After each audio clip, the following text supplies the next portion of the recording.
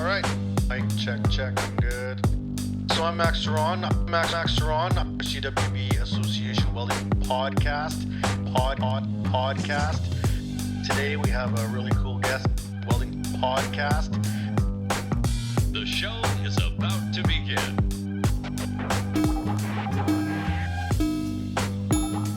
Hello and welcome to another edition of the CWB Association podcast. My name is Max Ceron, and as always, we're scouring the nation internationally, the planets, the globe, and indeed the universe for the best people to bring on the show possible. Today, I have Justin Merrill from the Fabrication Series / Weld Metals Online / the madness of mayhem of everything steel / everywhere we find him, I run into him. Justin, how are you doing?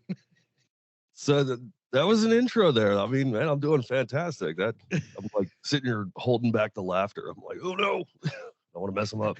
Look away. Well, you said you wanted a good intro, so hey, man, I got to knock it out for you. I was just hoping for the cool music, you know?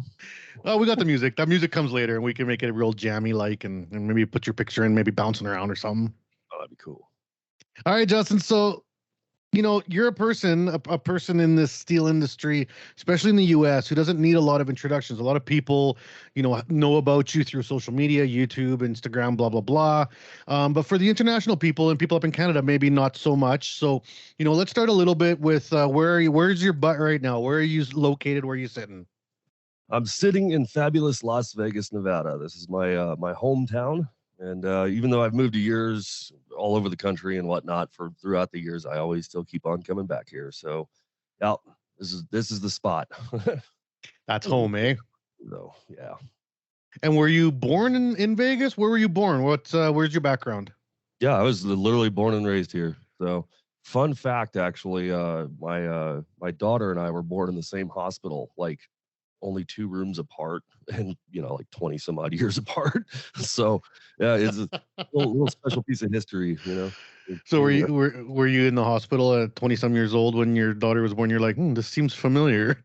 Well, they remodeled it a few times, but my mother actually remembers, because I was obviously way too young at that time when I was born. But she was like, yeah, hey, that room over there, that's where you were born. I was like, oh, that's awesome. Yeah, it kind of made me feel good. Well, that is a piece of, those little things keep you rooted, right? Sometimes it's hard to leave a place when you got some roots, and I'm kind of the same boat. I've traveled all over the place, lived a few other places, but I always come back to where I live now here in Regina. I just can't seem to escape, and now my kids are moving away, and I'm kind of left here. It's like, what the heck? I just had the that moment where you start to feel old and all that stuff. My daughter just turned 18. I was like super proud, extremely happy and whatnot. And I'm just like, wow. Like, I'm sitting there like, I made a post about it. I'm like, you were born, I blinked, and now you're an adult. What the heck happened? So, in your lifetime, like, I don't know how old you are, but I would put you at like early 40s, somewhere in there, maybe. You want me to tell you?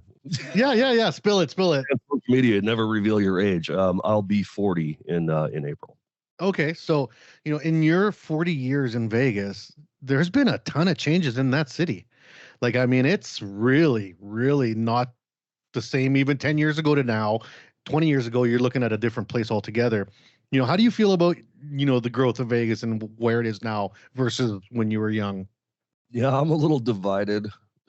I mean, it was different a month ago.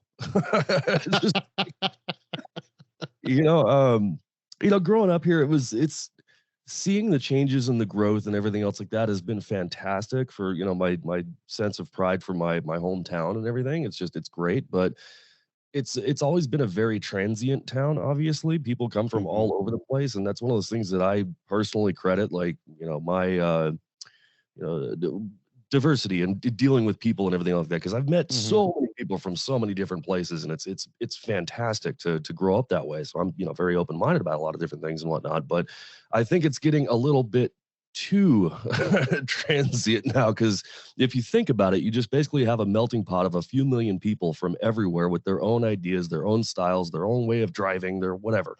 I mean, everything is just it's madness, and it's just every single time we add more people here, it gets a little bit worse. But at the same time, I'm not one of those people that's like, get the hell out of my town, or keep it the way it was, all this other junk. Like that's not me. Hey, welcome, it's, but you sit there and think about it. It's like, oh man, There's growing pains. There's things that hurt, right? yeah, of course. And like Vegas has something that most inside, what's the word I'm looking for? Landlocked cities don't have. So you look at like the Floridas and the San Franciscos and the LAs, coastal cities, they've always had the transientness because of the ocean, right? There's always like that beach living in and out, and that brings crime and drugs and blah, blah, blah, because people just kind of float through and they're in and out. Most, landlocked cities don't have to deal with that aspect as much, except for Vegas. Vegas is like, and, it's casino town, it's Sin City, and, they promote these things that are going to attract the not so desirable. You know what I mean? Yeah, and everybody's got their own I don't know what opinion or idea of what Vegas is. Like the tourist stuff when they get here. I mean, the big joke, what was it, The Hangover? When that movie came out, it was like everybody was showing up after that, like dressing kind of nice, being like Wolfpack. And it's like walking around seeing people in like, friggin' cheap ass friggin' dress shirts. And, off the rack suits. They're all thinking they could just do whatever the hell they want, like Vegas, baby. And it's like, oh man. No idea. You're probably gonna be one of those guys that's like standing there on the side of the freeway asking for a ride back to LA because you lost all your money. That's like definitely interesting. Or end up one of those people that I read about or I saw in a documentary, the people that live in the sewers or something, or like under the underpass or something. It's like a whole city. Yeah, it's the tunnels. Yeah, a little, jump back in time here. Way before they actually built what we would call the tunnels now, there's the civil engineers, for many, many years, they realized that we had a serious problem, and that is the Vegas Valley is basically in a giant bowl. And when we started developing and everything else like that and building outward, the monsoon season, which happens in like, late June to say early September-ish, usually it's like July, August is when everybody knows it. The rains come down so friggin' hard. And since we don't ever get any rain any other time, the ground doesn't soak it up. It just sits on the top like just like an oily surface. In fact, our roads, when it rains, people slide around on them like they're ice. Yeah. Because like all the oils and stuff are sitting on there, and it's like, it gets crazy. But this town used to flood like mad. And, it would last for probably like 30, 45 minutes, whatever the case is. But as we started expanding and developing, the engineers started building drainage basins or retention basins and elaborate tunnels and networks of, canals and ditches and stuff like that, that basically take all of our water from all around the valley and direct it down into Lake Mead. But underneath the strip and near areas like this, there are a network of different tunnels that people literally do live in. Actually, one of them is, let's say it's right around the corner from here. Like literally one of those tunnels is, it's a quarter mile away. I don't know what that is in Canadian. A third of a kilometer. I don't know either. 50 maple leaf line end to end. Yeah. It's at least 17 hockey skates away. So, you're born in Vegas. Vegas is not known for its industrialness. It's not known for being an industrial town. It's not known for oil or manufacturing or mining or, all these things that kind of get associated to the welding trades. Now, obviously construction is going to be a big one. It's, in the boom, it's going to be something that's associated. But when you go back in time to your youth, did you ever even have an inkling of someday I may end up being a steel worker or working with welding or what was it that interested you as a kid in elementary school that you thought was going to be your thing? Like, were you going to be a baseball player or I don't know, an engineer or something? I don't know. Like, what were your dreams? I was going to be Superman. That was it. You were committed. Figure it out. And then Batman came out and I was like, oh, I'm going to be Batman now. that one's easier. You just need money, right? Yeah, that's part of it. Superhero is a gateway thing. Yeah. No, I don't. I can't really recall like what I really wanted to be. I mean, I really had no aspirations to be a welder, to be honest with you, or a Mhm. fabricator or anything else like that. I do recall that when I was, younger, I was always into cars, and Mhm. more specifically, I really liked. Let's just say, I saw like a lowrider bouncing down the street, and Right. I was in the car or whatever the case is, and I was like, oh, that's the coolest thing ever, And my dad was just like, he's like, well, you better have a lot of money if you're going to do that, because that stuff's not cheap. And I'm like, well, I'm just doing Mhm. my job, make save a few bucks. So I naturally got into basically I was a mechanic for a lot of years, and always been great with my hands or whatever, and customized things as best as I could, but I didn't know Mhm. anything about welding or anything else like that. But surprisingly enough, it was actually the how I got into welding was actually kind of, I don't know, somewhat unique. But I was a Viper Tech trainee for the Dodge Viper at the dealership, Mhm. and that was my dream car ever since I was a kid. Right? It's like Mhm. poster on the wall, everything. So um, there was a recall that was issued on that, and one portion of it involved welding, which I wasn't allowed to do. So the rest of them were gussets that had to be riveted onto the chassis, like little squeezed pop rivets, and you're just sitting Mhm. there like I'm the kid in the underneath the car just squeezing the snot out of these things, and the And one of body. them squeeze one's not even a hydraulic one. Is it literally? It's the, what do you call it, like the Yeah, you got yeah, flex, with your hands or whatever. yeah. It's like yeah, it sucks. But I was cocky and I was young or whatever the case is. So I thought, okay, well, I'll just do the welding stuff too. It's like, this is my car. I want everything to do about this. So I go to the body shop guy and I'm just like, dude, show me how to weld real quick. Like thinking it's just that simple. And he just kind of laughs at me and he's like, yeah, sure. No problem.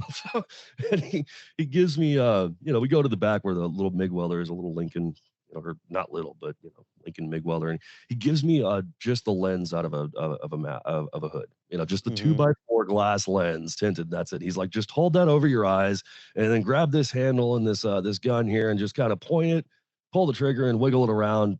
Try not to burn yourself. I'm like, oh yeah, sure. So I do that, and literally, like in slow motion, it's like as soon as the sparks started flying, that metal started to melt, and it's just like I was instantaneously hooked. I was like, Mhm. I can't believe how awesome this is, right? Mhm. But stupid me, I was a flat rate mechanic, so Yeah. I spent all this time welding. I had no money, so I Mhm. basically lost money that day because I was so infatuated with it. So literally the next day, I go out and I buy a little flux cord. Um, uh, Wire feeder from Walmart for like Just like a 200. 110, yeah. Yeah, it was kind of a piece of but Yeah. every day after work, I was sticking a bunch of stuff together, and I suddenly just, obsessed with welding. And then that was kind of like the whole transformation from I'm a mechanic that wants to build stuff. Now I have the means to kind of build stuff, except I didn't really know what the I was doing. I was just pulling the trigger and, and wiggling it around. So Well, yeah, mastering those little 110 machines, they're such little garbage machines, but they can make a decent weld if you start figuring it out. yeah, If you start really playing with it and start figuring out, you can make a decent little weld. You're blowing a breaker every 8 minutes, which is pretty annoying. But but and you know exactly what I'm talking about because you're laughing. So I know that game. Or the little light comes on, the overcurrent light comes yeah, on yeah. and you're just like, man, really? I just let it cool down. But the science is the same, right? The science is the same. You're looking for that right heat to wire ratio, and that never changes for the rest of your life, no matter what the you're doing. Is how much heat do I Oh got and yeah. how much filler I got. And but let's back up a little bit because I'm curious about your mechanic life. Did you get into mechanics right out of high school? Did you finish high school? Did you go to mechanic school? Did you train? How did you end up being a Viper tech? Yeah. Well, let's see. I don't remember half of this stuff. Back in Like, 19 dickety doo. yeah, old. We say dickety. I didn't like officially finish high school. I was, the young and oh, what's it, a cocky little friggin' Reckless. yeah. I was never like into trouble or anything. It was just like my whole concept was go to so Yeah. I know what I'm doing, like every other 16-year-old kid or whatever. And Hmm. so I ended up technically I dropped out and then I went to a night high school or high school at night so I could work during the Hmm. day or whatever. And I just got this opportunity, I guess you could say. I saw a listing in the paper for some guy in like a 2-car garage, tiny shop that was looking for a helper. So I went over Oh, there. tried to learn as much as I could and everything else like that. And then eventually that didn't work out. And I ended up moving out of the house and stuff like that when I was like 17, and that didn't work out well, and trying to find jobs and everything else like that. So I ended up going to Job Corps, and I knew at the time I was like, yeah, I want to wrench on stuff and start building my way up there, because I was under the impression as we were led, just if you start really working and you build up and you become an extremely good tech, you'll make some serious dollars, and then if you get into like heavy equipment and everything else like that, yeah, you can pull in some serious coins. So that's where my direction was, and then I could always work on cars and build stuff on the side. So I went to Job Corps, and and Job Corps is like a placement organization, or I guess you guys don't have that. It's we probably got something similar, right? Yeah, it's like a government provided thing or whatever the case is. It's like a school, like a boarding school you go to. Okay. And you Okay. grade. Okay. And Cool. you get a few bucks a week or whatever the case is like, go out and spend a couple dollars, whatever, And it was, it's basically what it is. They have their programs. It's like a boarding trade school, I guess you could say. That's government provided, I believe it is. But yeah, I go enroll in that one, and then we had options. You got to pick like 3 different trades or whatever the case is, and try them all out or whatever. I did try welding, but all they did was give us a grinder and just tell us to clean metal. And I'm like, well, that's not welding. This is dumb. Like, never really understanding. Okay, you actually got to know a few things about it. We get to look at some people welding, but I was like, no, this sucks. And of course, I'm like, I want to be a mechanic. So I go to, mechanic vocation for like a day, and you check that out, see if you like it. Of course, I love that one. And I can't remember what the other one was. It was, I don't know, like some like building construction or something, or related thing. And I'm like, I really don't want to do that. So yeah, I took the automotive vocation and graduated from that. Graduated high school, or with all that there. Succeeded there, and then I moved back to Vegas, and I ended up getting a job at a dealership as a lube tech and lifetime repairs and stuff like that. And then I pretty much just asked my boss one day. I was like, "Can I train for the Viper?" And he's like, "Well, I can get you in trainee status, but you have to test into it and do a bunch of other stuff before we send you out to Viper school." And I was like, "Yeah, cool, I'll do that." But to be honest with you, I was also young and dumb at that time, and I was interested in other things than coming to work and showing up on time and having a good work career. Yeah, want a career and everything else. Like, I was more like, oh damn, I'm gonna get laid tonight. So I got fired. yeah. Like a week before I was supposed to go to Viper school. I didn't care. So you're fired. You don't have any official papers. You worked with you were working at the dealership, so you got some experience under your belt. And at that point, is this, you probably had to go to a different dealership to get another job? Like, how did you end up getting back on the Viper train? I didn't. I never got another job at a dealership after that. I just worked jobs I could. And again, it was just young and dumb me. I was just my head was up my ass is really what it was. I was just like, oh, I know everything, and I'm the greatest at whatever it is that I do, and I'll figure this out and whatnot. I guess I had a rough, rocky start to life, if you will. I always, sounds like you were throwing the rocks in front of yourself. Yeah. Got over this one. Hey, there's another one. Put it there. Good analogy. Yeah, that worked out well. But yeah, it was just everything I did was I was again super rebellious, thought I knew everything and whatnot. And I do recall that when I was a kid, I always wanted to have a business. I didn't know what it was. Even when I was like 10 years old, I was into bikes, bicycles and stuff, building ramps and jumping and all kinds of stuff. And breaking some bones and that. So I set up this little coffee table in my garage and set it up as like a work counter, and I had tools and stuff laid out, and I just sit there in the garage like all day long, and just acting like I had a business and stuff, and nobody came by ever. It's interesting. I've done so many podcasts, and you'd be amazed at how many of the people on this show were in their garage fixing BMXs at 10 years old. It seems to be a very common. I used to go to police auctions and with my buddy, and we would buy stolen bikes that were all trashed, and we would rip them all apart and put the good pieces together to make good bikes and sell them. Right. Yeah. So it's great. that's entrepreneurship right there. Yeah, it's in you. It's in you your whole life. There's no escaping it, right? Yeah. Well, I got a little bit older. I started tinkering with engines and stuff, and we had like this old busted mower or whatever, and I don't know what I actually did to it. All right, I took the whole thing apart, laid it all out, cleaned everything up and whatnot, and I put it all back together exactly the same way and pulled the cord and it fired. And I'm like, oh, cool! I just fixed the mower. Yeah. So I started a lawn mowing business. If you know, I remember Small engine repair. No, I was just mowing lawn, running around the neighborhood. But I wanted it so official and so perfect looking. I had a receipt book that I brought with me, and I always write a receipt out like $5 for the front yard, $5 for the backyard, whatever, put all this stuff. Yeah. Be so official.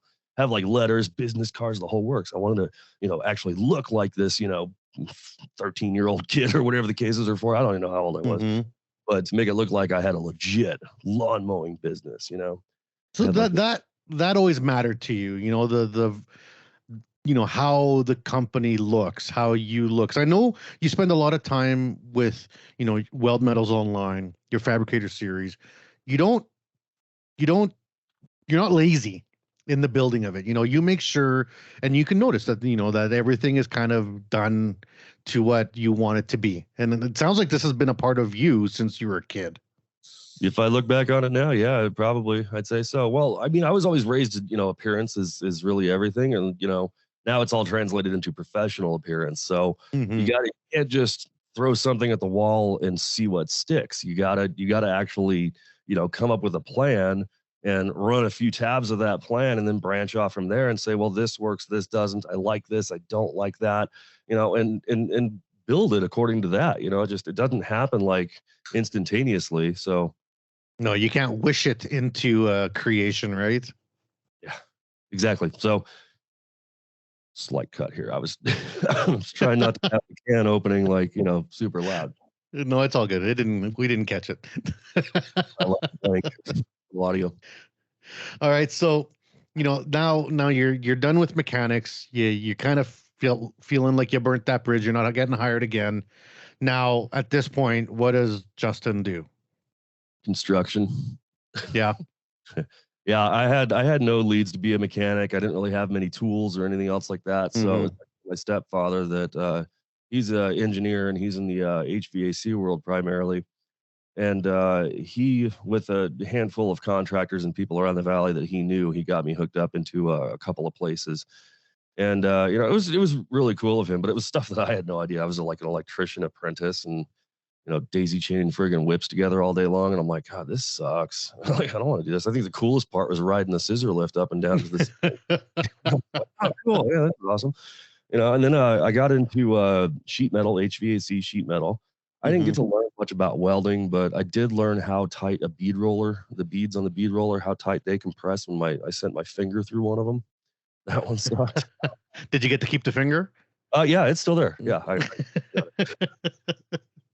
It's like you can always tell a sheet metal worker from their 9 fingers, right? Yeah, exactly. But it was actually really good. I did get to learn a lot of things about like the equipment, machines, forming, working, everything. There's a lot of math and tin bashing, man. HVAC. Yeah. There's a lot of squared arounds, transitions. That stuff is it can get pretty complicated in the fabricating world. Yeah, well, computers weren't like that big of a thing. Like this is a multi-million-dollar friggin' company that put like all this shit together in the valley here, that built all these places or whatever. And I'm in the shop. They had like a Piranha table. It was like $100,000 to $200,000 friggin' Piranha plasma table or whatever, this giant extraction system, all this stuff. But like the computers for all this stuff, I mean, they had like, it was probably like AutoCAD or something at the time, but it's all like 2D line design layout stuff, not like a 3D thing. So yeah, doing something like a squared around transition or even tapping off a Y or something like that, you got to know how to do the math on it, like how to calculate the saddle to actually tap into, this different sized duct and stuff like that. So it was pretty intense. I really enjoyed the out of it. It was really awesome, but it obviously wasn't totally for me. But at that time that I was doing that, I did have some projects and stuff like that, vehicles that I was working on, and I had this little 10 by 20 foot garage at an apartment complex that I lived in. Very small. We'll just call it single car for everybody who doesn't speak the feet. Mhm. But I was, working on stuff there, slinging cars in and out, little small side projects and stuff like that. And that's kind of about where my career really began, was Mhm. working out of that little garage, or, or at least getting into the custom car scene. At least that was where it really kind of started. I think that was like 2003-ish, or maybe four. So what were these first projects? Because like I was a car guy too. I worked on cars and kind of milked that for a while before I got into other bigger things. But everyone's got a niche, right? Everything, there's always 100 car guys in every town. And there's always like, oh, Bobby does the best V8s on Chevs, or Joey does the superchargers, or blah blah blah does turbos. So for you to be able to get people to bring you a car, even if it's one at a time and you're pushing them through, what was the thing that you did that it's like, okay, if you want this done, you got to go to Justin for this? Yeah, I was wrapped up in the mini truck and lowrider scene when it was Okay, yeah, pretty big here. So I did a lot of suspension work, chassis work, stuff like that. But I also, since I knew sheet metal, I did a lot of body work. And there were a lot of different projects that people wanted, aside from like shaved doors and Cadillac taillights, like blowing fenders out and stuff like that. Yeah, Yeah. a lot of different work that somebody would want. At the time, it was like right around like Fast and the Furious time. So even some of the mini truck guys, they're just like, oh, can you put this like really awesome aqueduct in the side of my truck, like with some sheet metal, whatever the case is. And yeah, we did that. There was quite a few things that we did, or at least that I did, kind of on the side, like after work, just slinging this stuff out of my little tiny garage. And yeah, that was kind of the one thing that somebody was like, oh, I got this idea to do this piece of this car and put it into my truck somehow, or whatever the case is. It was like, you got to go to Justin. Yeah. That's Yeah. kind of how that started. And then one day, this kid, he worked for actually one of our suppliers at the sheet metal shop that I worked at. And he was like, yeah, I got this Honda Civic, and I race autocross with it, but I've seen a lot of your chassis work and stuff rolling around. Can you do something like that to my car? Because I want to race it and make it better. I was like, sure. Yeah. Just, well, bring me a rule book that says what I can and can't do. I mean, I didn't know anything about racing or any autocross or none of that. So he brings me a rule book. I look at everything. It's like, okay, you can do this, this, this, this, and this. And I'm like, okay, I'm focusing on what it doesn't say that I can't do. It's like, if it's not listed there, that means I can do it, unless it's expressly prohibited.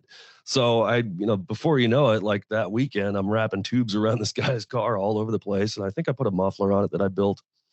And, he goes and races in like the next week or two or whatever. He's just, all these people are lining up because he won.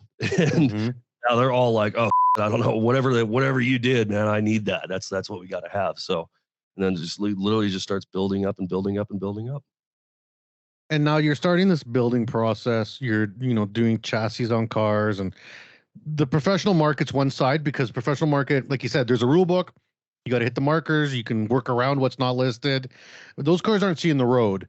When you're building street cars, it's a little bit different. I don't know how it is in Vegas. I know every state's different, and Canada is even different. But if I've done low riders, I've chopped cars right down, and basically they're not allowed on the road. Like once you do that, it's like that's not an insurable vehicle anymore. And so I had all these restrictions, or I'd have to sell things and be like, yo, this is your problem now if you get rolled by the cops, and you don't know where it got done, type of thing. Did you have these limitations, or there's some things that are kind of like that? It mostly pertains to like your car's going to split itself in half if you hit a speed bump too hard. But at least it looks cool, right? Yeah, exactly. Yeah. Well, I mean, there's other things like emissions. I mean, all of my vehicles are emission compliant, but it's like somebody's going to rip their catalytic converter off and be like, straight pipe. Okay, now you got to figure out where to go get smog, dude. So yeah, somebody is like, oh yeah, don't say, hey, hush, hush. But yeah, I don't know if there's too many things. It's really what we get hassled as. Actually, that's how it leads into, if I ever wanted to tell this story, everybody seems to love it, when the one time that I got arrested. But only one. Come on, Justin, try harder. Maybe I'm like this rough and tumble looking dude, but no, not totally a straight shooter, but yeah, I have my run-in with the law. But little things that are just like would be mild infractions if the cop wants to be a rookie and pick on you. Yeah, they'll butt for it. So in my case, what initially started everything that sent me down that spiraling path for my 24-hour sentence.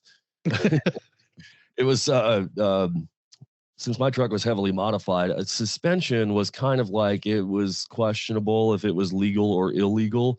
But you know, the state of Nevada has its laws on certain things on the car that have to be like certain height or certain stance. Yeah, or bumper heights or whatever. Yeah, exactly. So they could go in and they can just kind of pick whatever they want if they really wanted to chase down. So it's like, I don't know, it was like 1 or 2 o'clock in the morning.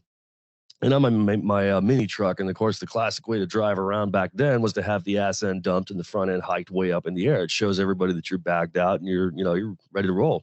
That's just how you roll, right? So a cop comes up behind me, lights me up. I pull over, and it's funny. I still remember that he comes up and the first question he asks is like, "What's wrong with your truck?" And I got the switch box sitting in my lap. I'm just like, nothing. I'm scooting it off my lap, trying not to hit a switch. And I was like, "Oh, I got the truck like this." He's like, "Oh, okay, I see." So the Nevada state law requires that your license plate be 12 inches off the ground at all times. And I'm like, "Oh, well, what's that now?" He says, "It's bent in half." I'm like, "Oh, okay, yeah, all right. Sure." So he gives me a fix-it ticket for my license plate. Not that my truck was altered, suspension was anything or else, whatever the case is, right? So I get that. I go to court. I actually built a license plate box that I Frenched into my tailgate like halfway up. So even if this thing is throwing sparks down the highway, you can still see the license plate. you can still see the license plate, and it is above more than a foot off the ground. So Yeah. we're good. So I show up to court, and I have the back end fully inflated or whatever the case is, and the license plate's in the middle. And I get a bailiff to come out there and like sign off on this, the fix-it ticket or whatever. She's like, "What the do you write you for?" I'm like, "I don't know." No idea. That one's dismissed. But on my way out, I got popped for something else. I can't remember what it was, but it resulted in a fine that I didn't pay off all the way. I thought I did, but I left a remaining balance on that fine, and I ended up going to jail for it like a year or so later. That is the most vanilla crime story I've ever heard. This is like never gonna be on like worst criminal TV shows or anything. You're never gonna get a documentary about that one on Netflix. You know what the worst part is? The remaining balance left on that ticket that I thought I had paid for was $1.67. Oh, brutal. And now can you travel? Do you, Hour. can you go to Mexico? Better run. Yeah. Run me. I have a hacienda in Mexico just in case. Hanging out with El Chapo's son. Yeah, I'm gonna call you up. Yeah, $1.67, and the judge was pissed that day. He was locking everybody else up, so I got thrown in jail for 24 hours for contempt of court. All right. So now let me follow this timeline now. So mechanic, I don't even know where we're at. right? So mechanic, then to construction, then to sheet metal working, then to working on cars in a single car garage that you were renting from an apartment complex, building cars, getting your name out there, starting to get more work. Now, where are we here in the life's journey? You know, at this point, you must be starting to think just like 13-year-old Justin, you know, I need to make this more official. I need to have a receipt book. I need to have a name. I need to have a thing. Is this what's going on, or where did we go now? Oh, it's always been in my head that way, but I ended up having kids, so that kind of put a damper on some things. And then their mother and I we split up many years ago, and when we did, I was like, okay, I'll just go back to slinging wrenches. And I ended up getting a job at a truck rental company, just like cargo vans and stuff like that. Just one of their maintenance guys there, and then that led into I got to working on heavy equipment right after my kids were born. And I'm like, geez, yeah, because I need to make some money. I got two kids, they're both infants or toddlers or whatever the case is. So it was like, I had to do something. Building and learning and everything else like that was and expanding and like bringing up my company or whatever and creating it. I still had no idea what was really involved in all of that, but it was still always there in my head. And of course, building trucks, cars, stuff like that on the side. But yeah, I got into doing heavy equipment, like giant earth movers and diesels and stuff like that. And it was at the time I was like super underpaid and very, very overworked. I think I only made like $15 an hour to be a field service tech around the valley. And it was mostly because I thought it was because I didn't have an education and stuff like that. So It was 2006, I believe. I packed it up and went to Wyotech in Laramie, Wyoming, which is a trade school for like fabrication and automotive and diesel tech. So I Mhm. wanted to do all the fab stuff, but I just didn't have the money. I barely got enough loans together to do the management of the service management side of it, where I can get a degree Mhm. and diesel. Learn diesel tech, but that's all the money I had, and that was like 27 grand or something like that. That was all Holy. to get in there and do that. So I spend my 9 months in school, 5 days a week, 8 hours a day, and then in the evenings I worked at Applebee's as a dishwasher, just Mhm. to just to earn money and get by or whatever the case is. So 27 G's for 9 months of school. That's like freaking expensive. yeah, it's probably a lot more than that now. Yeah, crazy. That was what 15 years ago. Yeah. But yeah, it was I mean, I love going to school and doing all that. And as soon as Mhm. I graduate, everything like that, everything's good. Now I got a degree. Now I'm educated. Now I'm skilled, which is Mhm. also really cool because I had experience and everything else like that. So there were a lot of top companies that were offering some very nice salaries to do exactly what I was doing before. But now I'm making like, 70, 80 G's a year, which Mhm. in 2007 or whatever, I mean, that was damn good salary That's for a good guy money. Yep. 20 something years old. I mean, Yep. it was so I move up to Casper, Wyoming, and I take a job with a heavy equipment company there. And I don't remember what. Oh, you know what? I do remember what it was. I got fired from there. I got fired from like almost every job I ever worked at. So, uh, I remember there was no place to live in Wyoming because the mines were going through there, and the guys with all the money were buying up the houses or renting it or whatever the Yeah. case. They put in like this subsidiary law or something like that that you had to make in order to live in certain places. You had to make under this amount of money, and I made way over that amount of money. So my solution was to go and buy a travel trailer, come back down to Vegas, like take a weekend off, buy a travel Yep. trailer, run it up there, whatever the case is, just go stay at a KOA and live there and whatever. Yep. I could just buy a house or something. That's pretty common for tradespeople. Sure.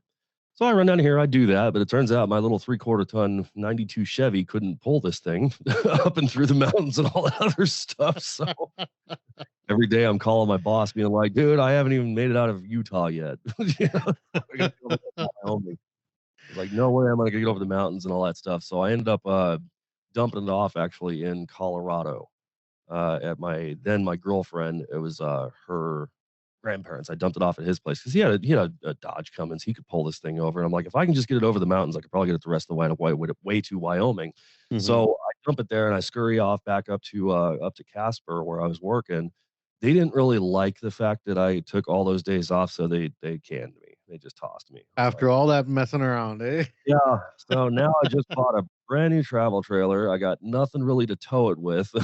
So what am I gonna do? I ended up my girlfriend at the time and I were getting kind of serious. So she lived in Denver, or at least that's where she moved back to. I met her when I was in college. And Mhm. then she goes down to Denver and I'm like, oh cool, I'll just go stay with her. We'll see if we can work that out. And that's where I end up I get a couple more jobs here and there. And I was more focused on building a company and building a business, doing Mhm. all the fab and welding and building cars and stuff like that. So I did pretty good. We started building it up little by little. Had a shop to work in, space to What work was it out. called back then? What was the name of the shop back then? Merrill Performance. Merrill Performance? Okay. Yeah. So yeah, it was tiny, but it did the job. We got a lot Yeah. done. We did really cool stuff. Built some, motorcycles and a bunch of cars and stuff like that. We used to race on the weekends. Made a Mhm. bunch of really good friends and stuff like that. It was an awesome time, but unfortunately, that was right about the time that the economy took a big giant dump in 2008. So, it was like, I'd pretty much quit every job, finally got into, like, building the business up, and then that's when everything tanks, and, of course, recreation, race cars, and stuff like that is Yeah. one of the Gone. Yeah. go. So, naturally, it's just like, "Okay, well, I gotta figure out what to do. I'll go back into, doing heavy equipment and earth movers and stuff like that that I've known how to do." But nobody was moving the earth. It was just sitting still, so I did anything I could, and as it turned out, it was like, well, I got to do something here, and that something was join the Navy, which was really weird because I didn't think I could do that. And you're in Denver. Mhm. You're not anywhere close to the water. No, no, definitely not. But this is something that I've learned as a Canadian going down to the US. In Canada, it's rare you run into someone that's in the military. Like it's like very rare. And I've always just grown up around like like it's just not a thing. Like I mean, some people go to the military, but they go because they want to. It's like I want to be in the army for forever, and this is my career. In the U.S., it's not like that. It's like, hey, I got nothing to do. I can join the army because like Good job. so many people I run into the U.S. have served at some point. Like I mean, the whole veterans movement in the U.S. is a huge thing. Like we got veterans things up here. They're like minuscule, even percentage to the population to the U.S. And the U.S. is the joining the military forces is a big option for people. It's like a big, safety net for all sorts of people. You know what I mean? That I never even thought about that till I started working more in the U.S. and being like, oh, you served in the military, and I was like, oh wow, you served in, and then it's like, no, everyone here served in the military. It's like, oh wow, crazy. Well, there's some good benefits and perks, I guess you could say, to it. Mhm. To be honest with you, Max, I never thought I could do it. I mean, military was not my thing. Like all that discipline and structure and somebody yelling at you and all that stuff all day. I was like, dude, kick rocks. No way to do that. Imagine I don't want to be like stuck in the middle of a field with a gun and like go shooting people and kicking kids in the face and stuff. Like that's just not my jam, right? Yeah, yeah. But of course, that was my idea Perception. my perception of it. Yes, and I was, turns out it's not really that way, but yeah, it was just like, well, shit or get off the pot. You got to do something. And it was like, I weighed out the benefits of it, of course. It's like, okay, I'll always have a paycheck. I'll have a place to stay. I'll have, insurance coverage and everything else like that. And of course, Mhm. I'll have time to do other projects and still keep on working. And, worst case is, I don't have a place to live. I could always stay on the ship, or there's everything I would need is going to be there for me. Yeah. And, at the time that was looking pretty damn good because all I had was a travel trailer and my girlfriend at the time in her parents' front yard that I lived in.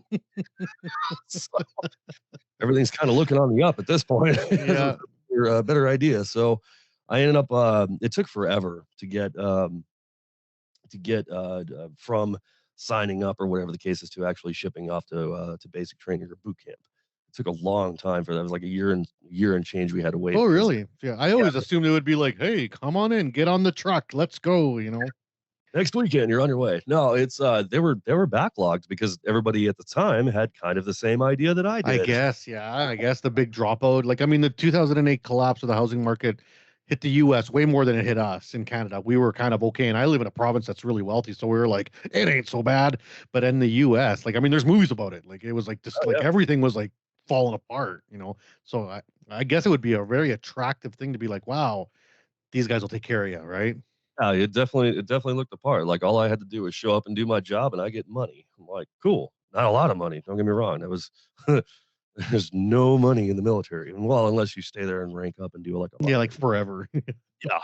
But I definitely wasn't. I wouldn't have been a lifer. But nevertheless, it's like July of 2010, and I ship off to boot camp, and I think I was 26 or so or something like that at the time. I think it was 25, 26, something like that. But I was considered one of the old guys at that point because everybody else was like, he's 17, 18. getting out of high school or whatever, didn't really have any idea what life was all about and all this other stuff. And those are the kids that cried when somebody yelled at them, whatever. And then I remember getting to boot camp and I'm like, okay, this is a one show you guys are putting on here. Like somebody is Mhm. screaming and yelling and throwing a fit over somebody's shoelace that wasn't tucked in the right way. And I'm just like, for real? Like, what are you yelling about it? I mean, it's a simple fix. Oh, and they're just sitting there screaming and just like verbally beating on this kid. And I'm just like, wow, you guys are terrible at acting. Yeah, I've always wondered how much of a show it is. Oh, it really is. I mean, it's serious. I mean, but at the end of the day, it's like, dude, use your brain. You're told to do this. This is how it's supposed to be done. That's how you do it. It's not that hard. It's like, right in the alphabet. We all had to, it seems like kind of like, oh yeah, I know how to write the alphabet, but they're like, this is the way we want it written. Like every single letter has to be capitalized and it has to be in a very certain way it's supposed to be done. So that way there's no Mhm. confusion about it. And I mean, some kids were just like, they just didn't get it. They're like, well, this is how I write it. It's like, not anymore, bro. This is how you do it now. They're wondering why they're having to do all these push-ups and all this other stuff and getting what we used to call getting beat when you make you do a lot of extra exercise and stuff like that for not following directions. It's like, no, you gotta understand, this is what you do now. Okay, that's what I do. So So how long were you in the military for? How long did you serve for? just shy of 4 years, I ended up getting injured um, pretty bad. They retired me, which is not what I had planned in my life. Well, you didn't get fired. No, no, no, no. Actually, that was one of you. So what No, was the injury? story. Kind of funny enough, even before I joined the Navy, I worked at a drilling company.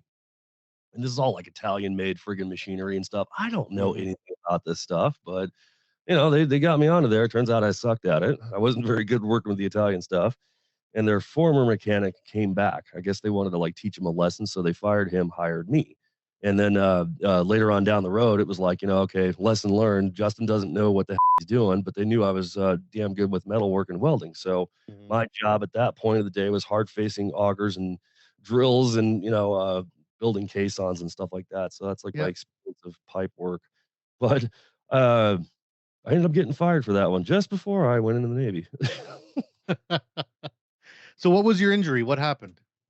I don't have a cool story or anything. I was doing some maintenance one day, and Fell or no? no, I stood up. I Mm. just stood up, and something happened in my back. It was like a couple of discs got messed up or whatever the case Oh, is. that sucks. And they attribute it to the nature of where I was at, the location of the ship, the stuff I know. Most of the stuff's like classified of where I was at and all that stuff because Mhm. my job was pretty secret.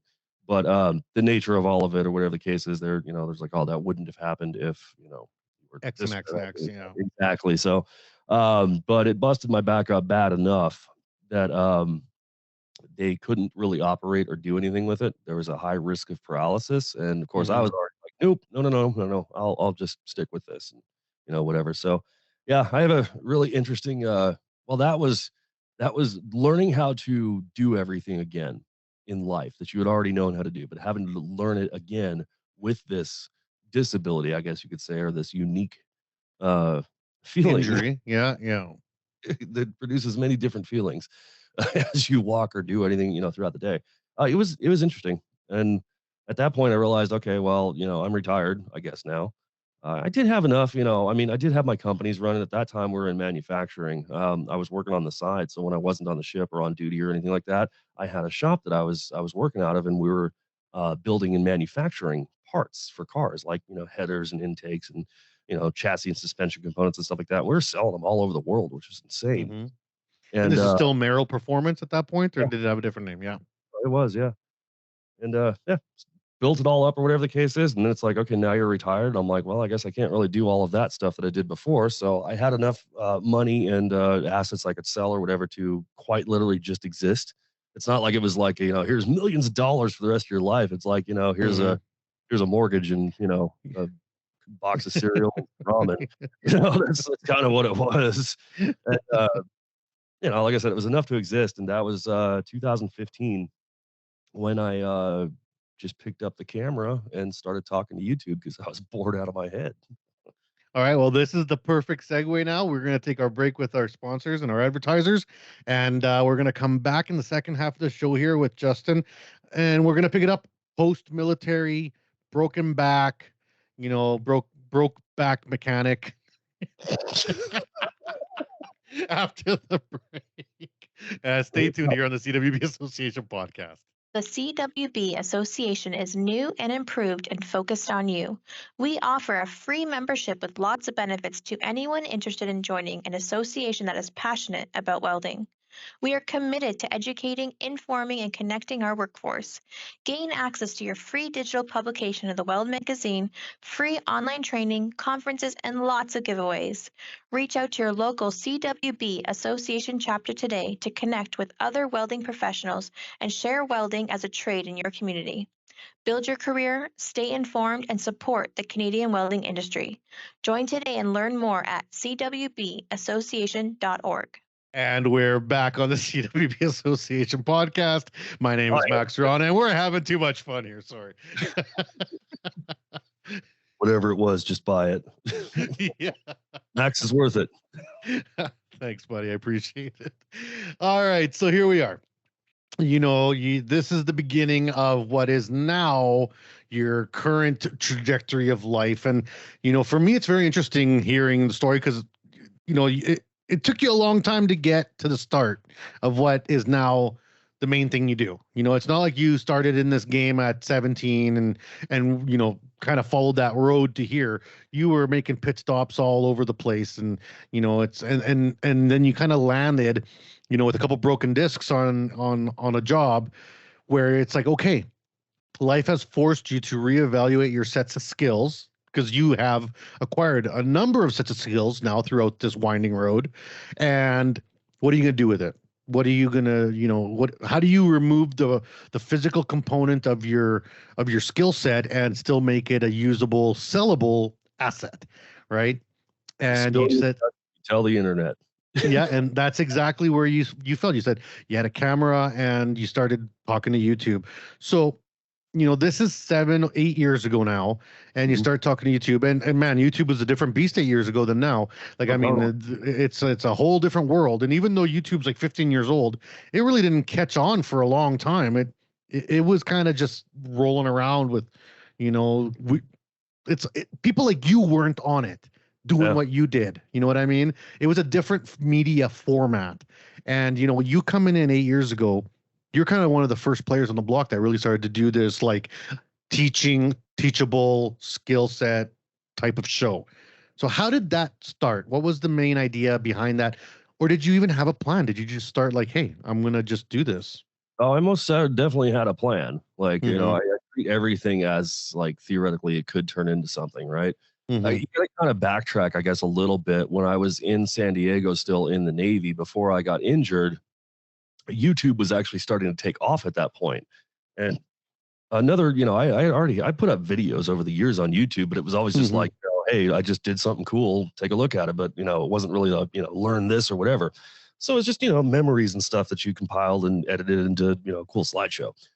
Back when copyright wasn't a word that YouTube used. Remember your favorite soundtrack on it. And, yeah.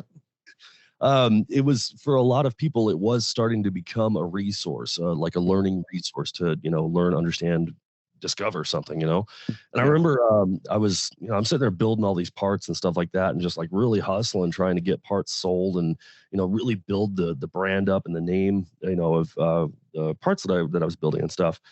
And I remember I was at like Jack in the Box and I'm sitting there like these kids are like, oh yeah, I want to go swap my Supra, put a different, engine in it and this, that, and the other. And both of them were just like, I don't know how to do that. And one dude was like, well, let's just YouTube it real quick. So they watched like a 4 or 5 minute video. Here's how to swap your Supra or whatever the case is. Like, oh yeah, we'll do that this weekend. I'm sitting there like, you guys have no effing clue how much actually goes. You're not going to figure that out in 4 minutes. Like, what's wrong with you? Really? But I'm noticing that there's like a trend of a lot of people that, they want to learn how to build or they want to do make a header or whatever the case is, right? So I was sitting there with a buddy of mine who I, still to this day, I still work with them. He's one of my best friends. And I was like, why don't we start like a channel just showing people how to do certain stuff, so that way we could become like a reliable source of information with some detail in it, not just like, hey, I'm going to show you how to do a brake job. We're going to do the whole thing. And then like 2 minutes later, the wheel's back on the brake. Yeah, it's done. You didn't see anything. Oh, look, I just finished my brake job. Hope it didn't show the stuck rotor for an hour of him hammering it off. Yeah, exactly. Stuff like that. I was almost getting pissed because it felt like it was almost threatening my existence. If everybody went to someplace like YouTube and figured it out for themselves, then I wouldn't have a job anymore. So my thought process at that time, I was like, well, why don't I just be one of those guys that gets on there and does this? I mean, because you want to be one of the first ones to get into this, to show people. Get on the front, yeah. The source. So yeah, front line it. And my buddy was just like, yeah, whatever, dude. He was more interested in going to school and getting educated and stuff like that. So, F him. We missed out. We missed the mark on that one. So it was, I had no other reason to get onto YouTube than just because I had nothing to do. I was 30 something years old, 32, 33, whatever, retired, bored, no money. And I was like, well, we'll make a plan here to set up a channel. Let me guide through this and say, okay, this is kind of what I want to focus on. This is what I want to do. Here's how we want to kind of approach everything, and then build a plan out of it just in case, because it was possible to monetize YouTube even back then. Of course, it was a lot simpler. All you had to do is just push the button and be like, ching, I'd like money. Mhm. Then you had to wait like forever until you got like $1, but either Whatever. way. It was done. Yeah. Exactly. So it was so super simple. So I was like, well, just in case this actually does, take off or whatever the case is, then we should have like an actual, like a company, a structure, an account. So I opened up an actual business. Mhm. Actually it was under my other business. It was a DBA, which was TFS, or the Yeah. Fabrication Series, or then it was called the Fabricator Series. But either way, it was TFS. I start, putting videos out there, just trying to think of the topics and things that people would want to see, or even stuff that I was doing, because even though I couldn't go back to like working on cars or diesels or heavy equipment or any of that stuff, I could do some stuff if it was at my own pace. I need to be able to, take a break. Take your I need breaks. Yeah. down. I need to be able to stretch. I need to do things that are, and conventionally in the workplace you wouldn't be able to do. Mhm. So I could do that in my own home garage, of course. And as soon as I moved back to Vegas again, a lot of my friends that knew I built cars and stuff like that, they'd bring them by. There was like, some of them were like, hey, I want to do a roll cage. And I'm like, man, sure, I'll do a roll cage. It'll take a, couple months, because I'd like to get it on video. And if you didn't know, it takes about 4 times as long to do something when you're doing it on video. So, I'm just recording all the stuff that's coming into the garage there and putting it up onto YouTube, making videos out of it.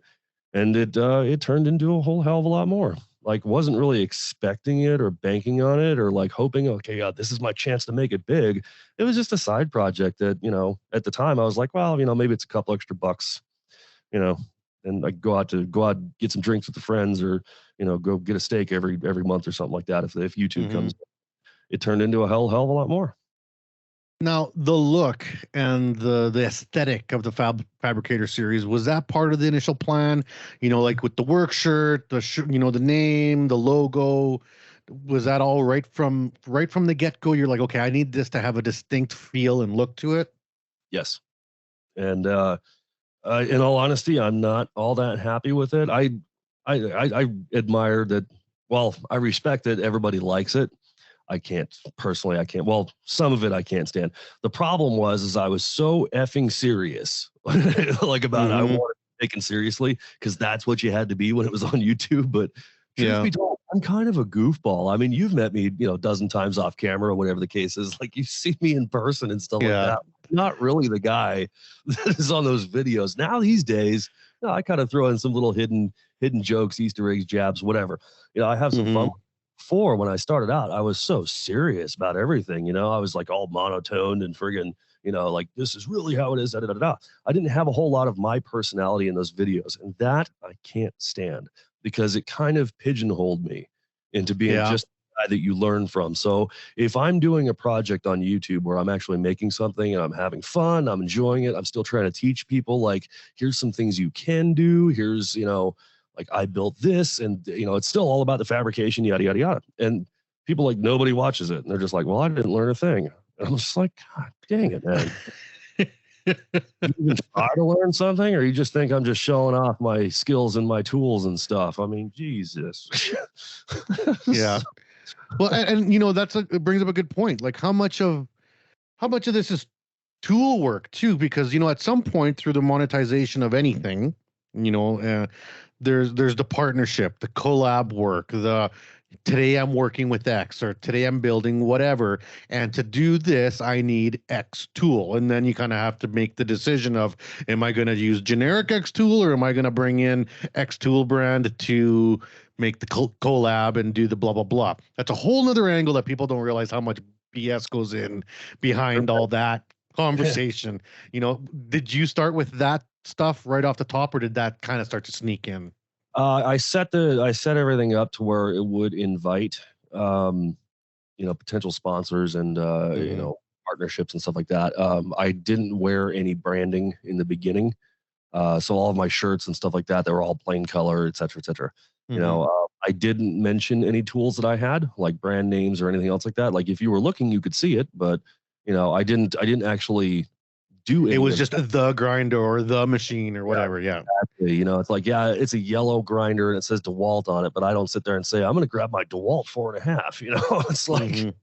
stuff like that. So, it was effectively set up to do that. But I knew early on, if I did this, I say, well, if I'm saying use this tool, it better be a damn good tool. Like, I'm not going to send somebody out to buy a bunch of garbage, and because I'm going to take the hit on that one, not the company. The company is just it's just a name and some colors and stuff. I am an actual face. I have a voice, right? So if the entire fabrication world or the people that followed me were saying, oh yeah, well, Justin uses this, so I'm going to go out and buy that because that's what he uses, I know the effects of that. I know how far that can reach and how serious that is. So any partnership or deal or sponsor that I decided to work with or I took on, they had to be on top of their game.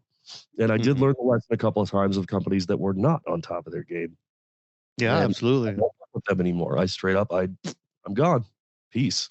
Like, no, and that's very tricky. And like, I mean, you'll see it even with, because we're older. I'm older than you. You're 40, almost 40, but you've been around in the game long enough that you see other people making that mistake. Younger people that are coming up in the business, coming up in the industries, and you see them making that mistake of signing up to whatever gets thrown at them, being like, oh, hey, there's a blah, blah, blah company. They're just a rebranded offshoot out of China that is, just pushing it out.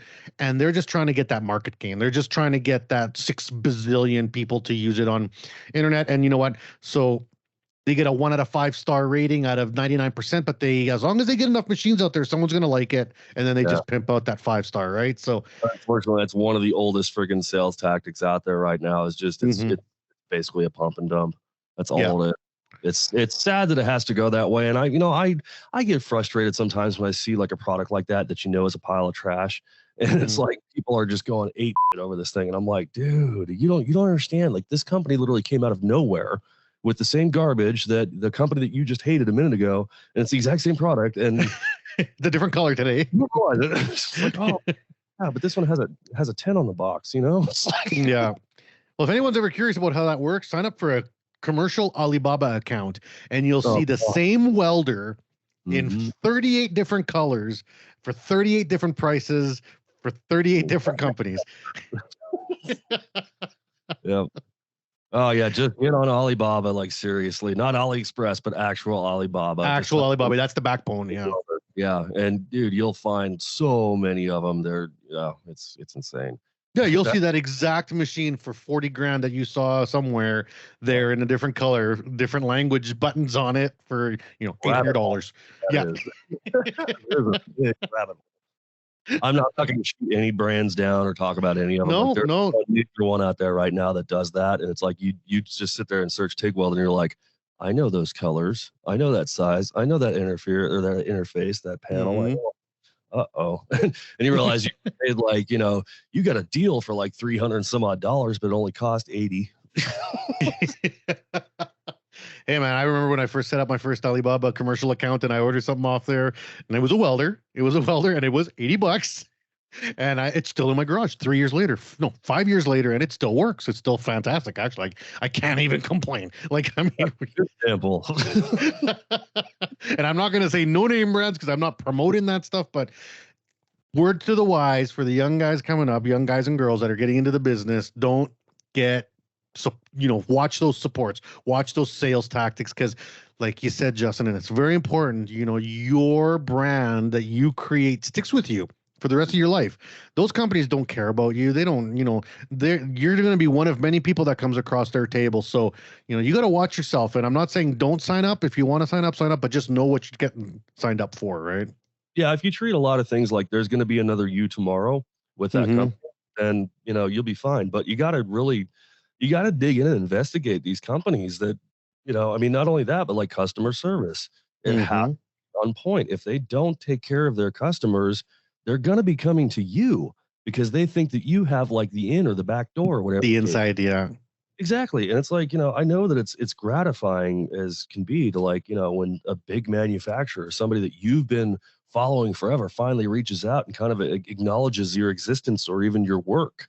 It feels amazing. It's freaking awesome. But man, you can't just jump on it like, it's like, oh yeah, whatever you say. And of course, this always comes like a big topic of debate for a lot of people, but I don't work for free. So when somebody does want to send out a product and they want me to use it in the videos and I approve it and everything else like that, you have to pay me to post or promote it because it is advertising for you. And I can't take like this product and deposit it into my bank, but I still have to do all the work that puts that video together and everything else like that. So yeah, Mhm. don't work for free. Like it's not worth it. You lose so much money when you do it all for nothing. You know? And someone else is charging. That's why they're taking it from you. Because Yeah. the other person they asked said, no, it's cost money. And they're like, oh, no, I'll find someone for free. I'll find Yeah. some pigeon, you know? I get so many friggin' emails all day, like weeks. Every week there's 100+ emails that are like, we'll send you a free sample and we'll give your people a discount link and you'll get affiliate, blah, blah, blah, blah, blah, and all this stuff. And I'm like, well, that's great. If they buy it, that's nice to have, 10% or whatever the case is, but you're the one who's making money because I sent people. Like, no, Yeah. if you want your product on, you want me to do an ad read, you want me to show this, you have to pay the fee for that because I have a video to produce. And this takes, Yeah. like 40 hours for me to produce this. And that's your job. Like it's a job. It's not just a hobby, right? Yeah, no, it is an actual professional, I don't consider myself a professional YouTuber, but yes, this is video production. This is not, it's not just like I pointed the camera at myself and tried to vlog. It's, there's a lot more to it than that. Yeah. So let's get on the timeline here. So, the Fabricator Series, TFS, this is building up. You said it started blowing up. And now at what point does this become the main thing and Merrill Performance starts to take a back seat? Is Merrill Performance still running today or is it packaged up and walked away? What were some of the transition points there? Well, I officially retired the Merrill Performance brand, and I think that was in 16 or 17, and we switched it over completely to TFS now, or the Fabrication Series. Mm-hmm. It's the primary reason is that I wasn't really building parts under that product, under that brand line anymore, and people were getting super confused when they were like, "Well, who are you? Which company are you?" Because TFS was a DBA under Merrill Performance. So, that one account to this business, that business started getting really crazy, especially when we actually started making a few dollars, at this, and the video production things and stuff like that started taking off. And of course, then I introduced classes. I mean, that was more money that was coming in, but on the accounting side of things, you can't just pass this to that and all this other stuff. So that did not work. That would not work. Mm-hmm. So, at the end of the day, it was just like, well, I'm not really producing under Merrill Performance anymore. So we just switch it all over entirely to the Fabrication Series, and now that's one of the companies that I have that still does that. And this Fabrication Series still runs. You're still producing content. Are you producing it now at the same level that you were, say, 2 to 3 years ago? Or has it tailed off a bit? As things grow, you kind of find out the hard way where your top is. Have you hit the top and kind of backed off, or are you still just pushing as hard as you can with that? I'm not pushing as much as I used to. Told it's like everything started getting a little overwhelming, and then of course, after COVID and everything like that, it was just like, now we can't find people to work here, and now it's like I got to do all this other stuff, and things change. So as I get busier and busier, the videos seem to be the thing that sidelines the most because they take the longest to complete. Yeah. If anybody's ever heard before, I'm very programmed and scripted on all my videos. Unless it's like a repair video, I only get one shot to do the repair video, and then I just voice over it. I get on my fancy microphone here, but this is blah blah blah blah. Yeah. Side note: when I was at FabTech, there was a bunch of people who are like, "Can you say this?" And I'm like, "Say what?" They're like, "This," and I'm like, "This," and they're like, "No, like you do on YouTube," and I'm like, "What do I sound like on YouTube?" I'm confused. They're like, "No, when you're introducing something," and I'm like, "Oh," and I'm like, "This," and they're like, "Yeah." Weirdos. Wow. You're gonna have a T-shirt where it's gonna be you being like this. Yeah. Now, there's a more famous thisser than me, and that would be probably Doug DeMiro. He's a car reviewer, millions of subs or whatever the case is. Mm-hmm. But the way he says it is much more. This is his.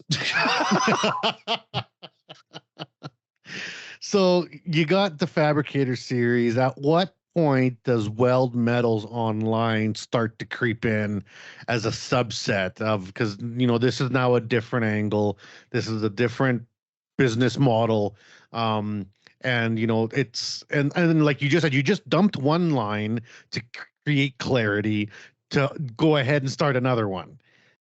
How did you set that up to not be muddy or to not be confusing, or is it? No, actually, it is now that people start realizing that I'm the owner of it. Because when we initially launched it, I believe firmly, and of course, a good structure of a company, your product has to sell on its own merit, not because people know who you are. So you don't just run out onto the old internet and be like, hey, I just opened up this company, because that the minute you do that, in all honesty, the minute you do that, you are now married to that sucker. Like it's, everybody knows this is you, this is yours, this is what you do, whatever the case is. I always set all of my companies up so that they would, they're independent. I can do anything I want with them. If I wanted to sell weld metals, I can sell weld metals. It's set up and structured to be that way, right? But every product has to sell on its own merit. So I didn't have a whole lot of money to start it with that, because there's honestly not a lot of money to be made in metal. So no, not having a whole bunch of money to start this out. Honestly, I've looked at that model before in my life and thought about it and even talked about it and even had it on my table as like a fairly laid out idea. And I never went through with it because the margins were so tight. They are. I'm not going to lie. People think I'm loaded, but I'm like, no, I just, we have to. It took a while to get to this. Well, now that we can order metal by the ton instead of just like a sheet or two, and the processing equipment, once you got the bigger processing equipment that you can process it faster and cleaner, and right.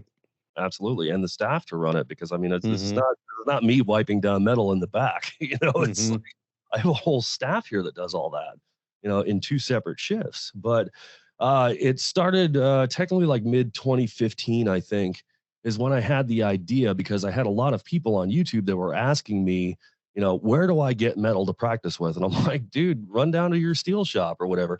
And then it was always like, oh, well, I don't need that much metal, or I don't have the equipment to cut it down. Yeah. Shit, I just want to weld. And then I remember Precision Tube Laser here in Vegas was starting to really post a lot, and I was getting tagged and stuff like that. And I'm like, oh, cool, these guys are right around the corner from my house. So I literally just knocked on the door one day just to go see this thing, and I was like, this is insane. The video you guys show on this or whatever, and it was literally just the owner that was in there. At that time. Now they're huge. They're a massive ass. Everything. I had like 20 lasers, but I was fortunate enough he can run me off some samples of some things just as I was thinking about it. And then as soon as he spits out this 2 tubes that were coped, it had like a 45-degree cope on it. I was just like, God, that is incredible how well that fits. Like that's insane. Like I just want to weld that. Like I can fit a cope like that, but F that. Like, I just want to weld this. Holy crap, this is great. So he gives me that sample, and I remember I posted it up to Instagram, just being like, who would love to just weld that? And then that was like my #1 liked friggin' whatever it was, at the time that, everybody went ape on that. I was like, oh, there's got to be something here, along with like selling some metal and stuff like that. Maybe we got some project-based learning or some kits or something else that we did. So we tried a few different kits, puzzles, whatever, things that you could put together and also learn at the same time. And in April Fool's Day of 2019 or 18, I can't remember, is when Weld Metals officially launched. I think it was 2019. It was like, it was the same day my nephew was born. Just hilarious. April Fool's Day. So this year I think we're turning 4 years with Weld Metals. Yeah, it'll be 4 years if it's 2019. Yeah. And that was a pretty good trajectory. Like, it's those kits are out there, and I look at what you're doing there, and I'm trying to figure out how to connect with you and some of the programs we're doing up here in Canada, because if it wasn't for that border, I would already be on it, because that's the tricky part, right? I'm currently we just recently picked up distributors, so now our product will be in select locations across the US, and of course that prompted me to start thinking about, how do I get a Canadian distributor? So I start looking into that. I'm like, okay, well, there's crossing the border. You got to get either a broker, and then there's your tax, there's your duties, there's your import, this, that, and the other. And it's like all these laws and everything else like that. Not to mention how you guys actually ship something. because my initial thought was like, okay, I'll just rent a small warehouse somewhere in Canada, and I'll hire somebody to go in there and basically run it. So we'll send up a full of stuff, and then just boop, up you go.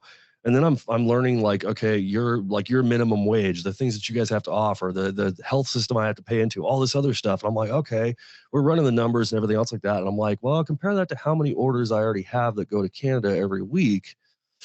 Yeah, that's probably lost.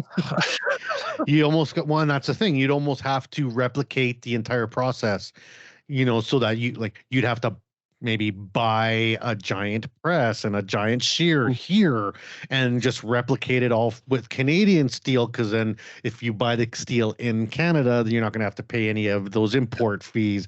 And that's a whole nother game, right? Mm-hmm.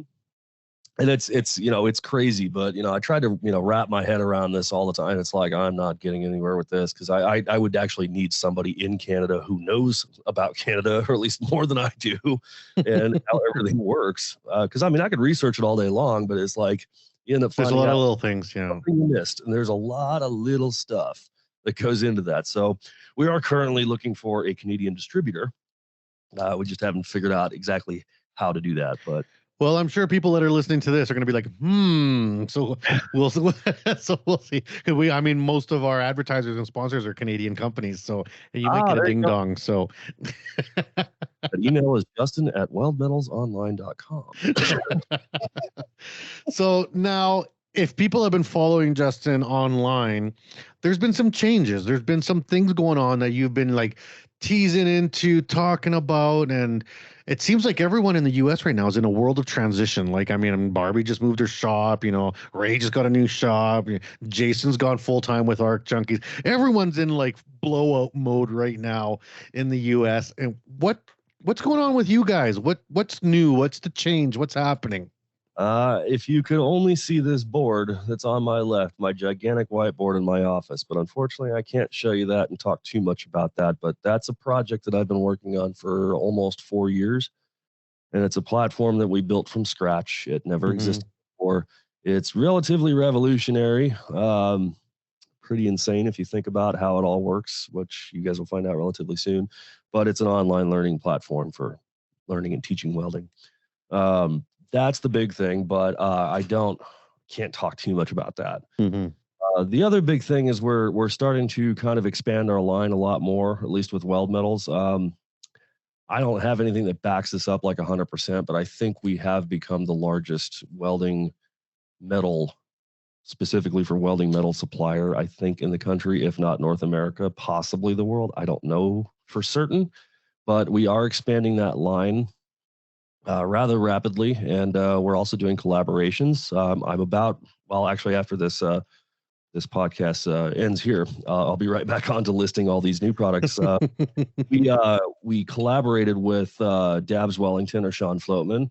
He's obviously an amazing welder, and he's an awesome person too. But one of his more claims of fame is his TIG art, where he welds on mirrored stainless. So I approached him about it. I was like, hey, I got an idea. What if I could develop some kits that are like pre-scribed or etched with a piece of art on it, and we sell a backer for it and everything else like that. Here at Weld Metals, we could produce and sell it, whatever the case is, and I'll pay you a royalty to use your brand or your name of Dabs Wellington. I was like, would you be open to that? And he's like, oh God, yeah. He's like, oh yeah, this would be incredible, so we've been working for about a month or so now, and just back and forth about the different things that we can put onto, like, a plate or whatever the case is, and scribe out. They're about ready to go live right now. Yeah, I did see some of the samples out there. I saw some of the stuff floating around, and it's like, oh, that's going to be pretty cool. Yeah. Yeah. And they got a lot more excitement to them than we thought they were. So I have to get into rush mode and launch them early or earlier than anticipated, at least. We're ready to go with it, but like my stainless order, all of it hasn't shown up yet. So, so to get all that number 8 stainless, the mirrored stainless, still, I ordered like half a dozen sheets or something like that. It was a very expensive bill. But stainless has never been cheap, and it just gets worse and worse and worse. Yeah. They're not here yet. So if like I sell out of all the stainless I have right now, then people have to wait a couple days, and I really don't like to do it that way. But we'll see. Well, and you were running courses out of your shop as well for a long time. You were teaching, just little, I guess introductory or specific weld courses. That's done now, right? 6 years, yeah, we did that for 6 years. We were offering basically day classes on welding, specifically TIG welding. We had an introductory course, and then everything was based on where the student was at or what level they were at. So we'd have people that were very experienced sitting next to somebody who had no experience, and even though they booked the same class, they got 2 separate lessons. So it was all based around what do you want to know, and Yeah. how much time do we got? Yeah. And it's all it was all single day, but we ran those solid for like 6 years, and we've noticed recently there's been a little bit of a drop off, and of course being busy with everything else that I've been working on and not being able to find instructors or keep employees and stuff like that, it's like for me to sit in that chair for 8-9 hours a day not doing my other work, it's not gonna work for me, right? And if I can't else in here, I gave it lots of time because it's my baby. I did not want to get rid of the classes. I love teaching, but for me to keep this company going and stuff like that, and to progress and move on to where we're going or where we are now, ready to go, then I had to make the executive decision. So it was like, well, we'll put out a last call for the class, and I'm not gonna lie, that last day I got choked up. I got really friggin' choked up because I took the center plate on my giant welding cart that we taught off of. And all of my aluminum theory, when I do that, or I go through the aluminum theory in that class, I always draw everything out that I'm talking about on the table, and everybody would just like take a picture of it afterwards so they'd remember. So things like your general reference settings and how the electricity goes back and forth on AC and et cetera, et cetera. The evolution from 1940 something until now,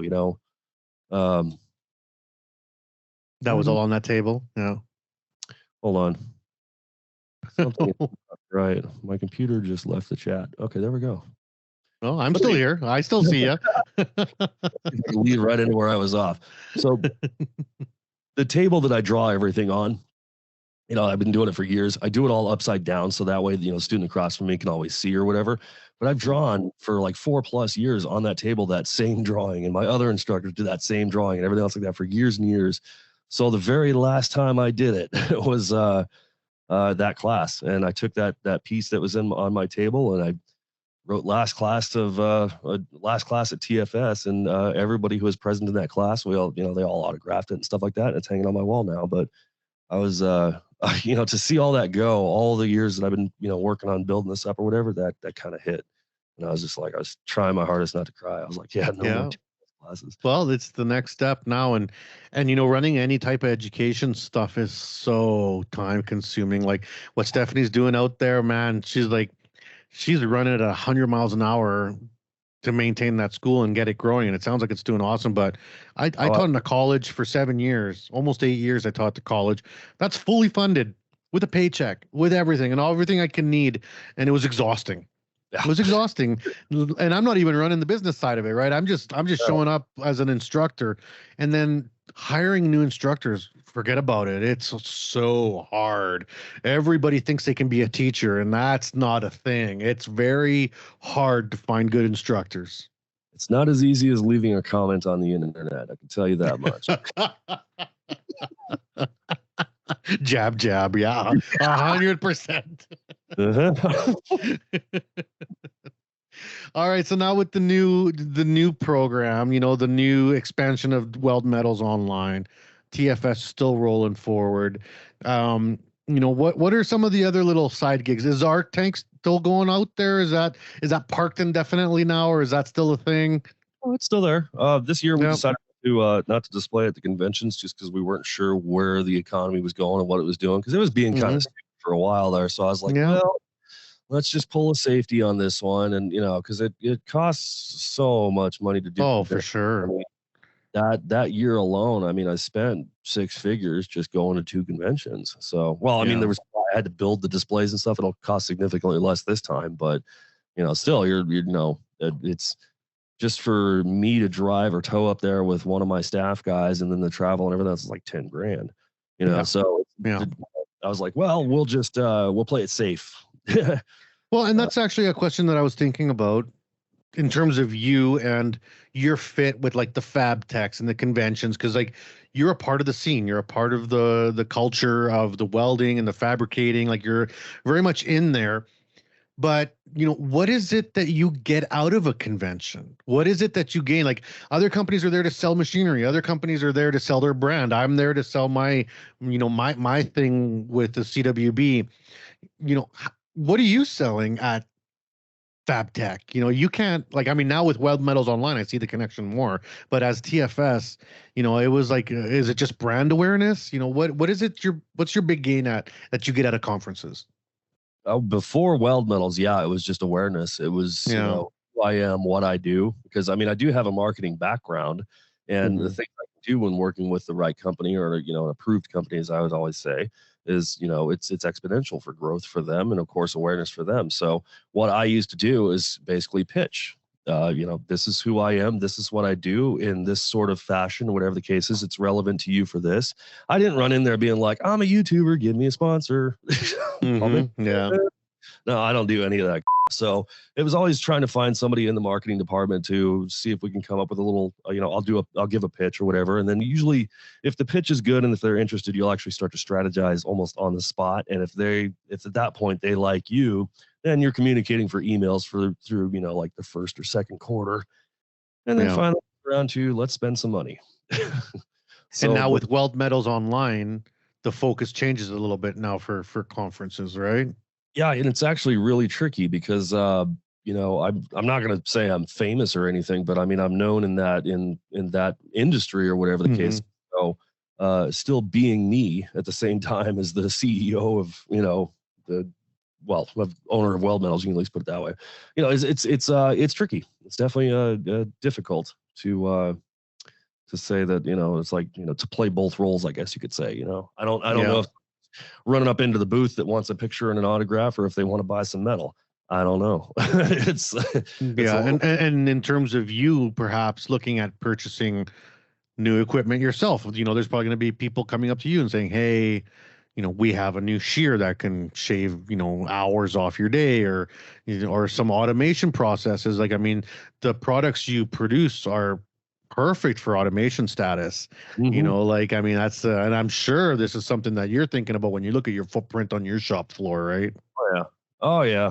No, I'm trying to stay on top of that one too. That's another thing in the background too, because a lot of the machinery that I need doesn't exist. So I've started, you know, use my engineering skills and, you know, put together some machines, but then I got to find somebody to build them, this, that, and the other. It's a headache, but that's all separate stuff. But yeah, at the conventions itself, it's you know, there's a lot of things that do go on. I mean, things like that, of course. Actually, you know, it's hilarious when I go shopping for machinery. If I'm wearing my uniform, nobody takes me seriously, not at all. So if I'm in that t-shirt, like you see me on there, like I remember when I bought my first shear, I think it was FabTech 19, and I was like, I really need a shear, and I only had like a couple hours between booth appearances I was supposed to be in, so I didn't dress like, you know, professional so and so that owns Weld Metals. I was me with my TFS shirt. And every single time I walked into a booth, it was like they give you this look like, is your dad home? We can talk to him. No, did you bring your mom's checkbook? Yeah, I'm just like, dude, I got money. Like, let's go. Oh well, you know, this model's very expensive. I'm like, I'm aware of this. What can it do? Would you please talk to me? Yeah. If you want to tell your boss, give me a call. I'm like, motherfucker, never mind. I don't want it anymore. Luckily I found one. Yeah. All right. Funny. So let's look now, you know, into the next year. You know, what do you see? Are you going to be a Fab Tech in Chicago? Are you looking to increase footprint? Are you know, what other conventions are you looking at? What's coming up for 2023? Right now, tentatively, we're scheduled and reserved to go to FabTech in Chicago. I don't think I'll be dragging the Arc Tank up there. I think I'm going to save a little bit on that one and just do a smaller booth presentation, because our response is exponentially higher at PRI, which is in Indianapolis, Performance Racing Industry. you meet a lot of welders and fabricators and really awesome people there. It's not dedicated to the fabrication industry, but you're talking to people who are using your stuff, your gear. They're builders. It's basically a SEMA for race cars. So no polishes and waxes, more like, benders and friggin' welders.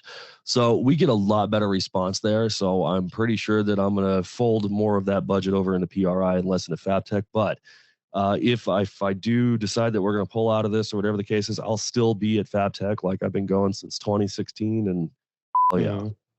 And of course, when it comes back to Vegas in 24, we're already working on the party and everything. We're going to go huge then because I don't have the travel and lodging expenses. Well, I better get an invite, buddy. Oh yeah. Definitely. Yeah. All right.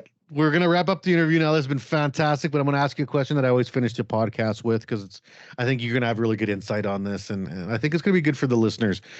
Now, the road that you've traveled has been winding and very interesting. Very interesting, actually. Now, if you could go back in time to, the moment, let's pick a specific time, right before you dropped out of high school. So this is like, you're 16, you're about to say, screw it all, I hate the establishment, blah, blah, blah.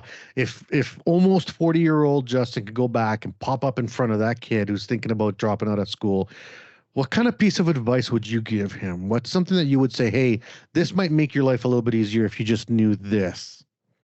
I've actually thought about that many times myself, and I wouldn't have an answer.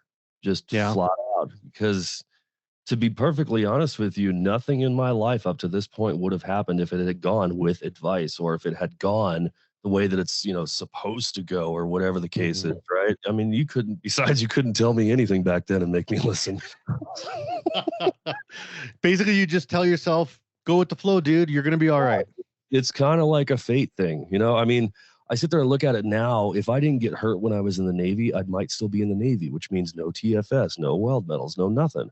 Had I not gotten hurt, that sent me down another path. That gave me another, look at life or insight or whatever the case is into all of this. So, it was important that happened,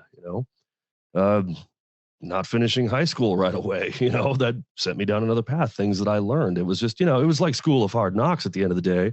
I mean, but yeah, if I was like 16 and I was, I told myself, well, hang in there, stick with it, I don't know what I would have become, but it probably wouldn't be this. And I really like this. So yeah. I wouldn't say yeah, there's something to be said about just letting things play out, right? Like, it's I'm famously notorious for not having a plan, right? I have young people come up to me all the time being like, yo, like, how did you get to where you are? It's like, dude, I have no idea.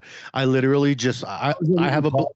You have awesome friggin' podcast, and every single time that I've met you, you're always on like schedule plan. Maybe that's Danielle, I don't know, but no, but I mean, like, plan with my life, right? Like, I mean, my career, I literally had no idea, and I never even thought about it. I just take whatever opportunity pops up in front of me, and that's probably the worst thing. You would never learn that in business school, being like, oh, just go with whatever pops up, like. They wouldn't teach that. I mean, mine's kind of like that. It's just like, well, I'll go this way now, and if I make something out of it, cool. I do. Yeah. But planning to build something, that's, or how to make something out of it, that's where. That's different. That's different. Yeah. But me and like the way of life, nah, I had no idea. Yeah, no, just go with it. Let it. Then you'll always be all right if you work, right? That's just the way I look at it. Just keep your head in it, man, and be patient, because I mean, it'll come around. There's no light switch or guaranteed way to do this stuff. You just, you got to learn, and then you develop, and that's just kind of how it works. All right, man, let's wrap this up. Any shout outs for anybody? How do people find you? How do people know where to go, and let everyone know your details here? Well, first and foremost, thank you so much for having me on here, man. I love your podcast, and I'm not going to lie, I was really giddy when I got the invite the other day, and I was like, oh, great, I get to talk to Matt. It's so cool. And I'm like, oh, he's like hella detailed and digs. Like, you're a fantastic host. So thank you very much for having me on here, first and foremost. And then, the Instagram, Instagram's The Fabricator, YouTube, The Fabrication Series. I've got an email, like I got 50 emails. So if you put Justin at anything you think I own, you'll probably get me. I respond or not. Yeah, there's a million ways to get a hold of me. All of them. All right. Just Google it. Yeah, just Google. All right, man. Well, I really appreciate you taking the time. To all the people that have been following the show, thank you so much.